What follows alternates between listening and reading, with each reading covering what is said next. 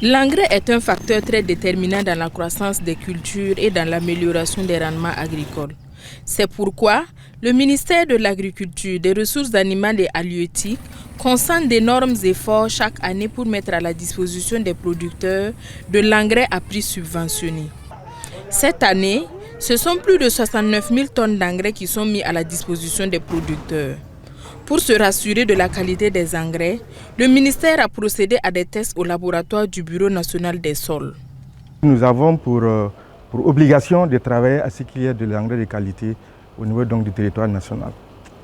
Et pour ce faire, exceptionnellement cette année, il y a une note qui a été prise invitant toutes les structures du département, projets et programmes, toutes structures administratives qui devraient acquérir de l'engrais, de s'approcher donc de ces services officiels-là afin que l'on procède donc au contrôle de la qualité. Donc ça a été un processus systématique sur tous les stocks d'engrais qui ont été acquis au profit donc de cette campagne agricole. Donc on peut dire que ce travail-là a eu lieu en collaboration bien sûr avec le Binasol, voilà, pour permettre donc de s'assurer de la qualité donc des engrais mis à la disposition donc des producteurs. Le Bureau national des sols, Bunasol, a pour mission de réaliser la politique du gouvernement en matière de pédologie pour une gestion durable des sols. Le Binasol est chargé de réaliser les analyses en termes d'échantillons d'eau, de plantes, de sol, pour des fins de production agricole ou industrielle et de contrôler la qualité des engrais. Voilà, nous avons la base réglementaire qui nous permet de contrôler la qualité des engrais. En termes d'équipement également, le Bunasol est très bien équipé, est une base ou bien une référence au niveau national et international. Voilà, parce que quand on essaie de voir au niveau de la sous-région, quand même le Bunasol a son mot à dire et beaucoup de pays nous envient pour bien sûr la qualité des prestations que nous délivrons. Il n'est pas rare de voir des producteurs tester de l'engrais en le trempant dans l'eau. Mais pour le Bureau national des sols, la solubilité d'un engrais n'est pas synonyme de sa bonne qualité. Je vais procéder comme font nos producteurs. Je mets l'eau du robinet. Il n'y a rien de particulier, c'est de l'eau du robinet que j'ai mis.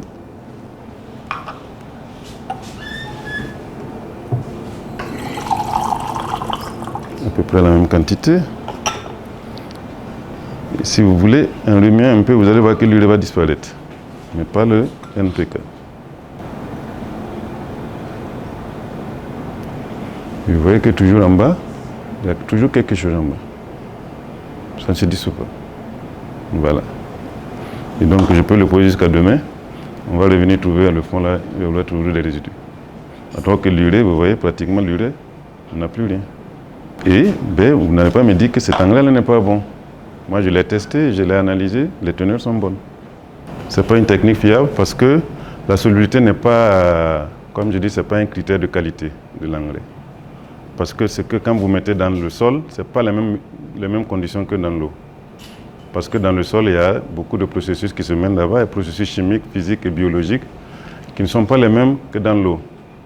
Et de toute façon, les engrais NPK, par exemple, ce sont des engrais de fond qui ne sont pas amenés à se dissoudre rapidement parce que ce n'est même pas bon.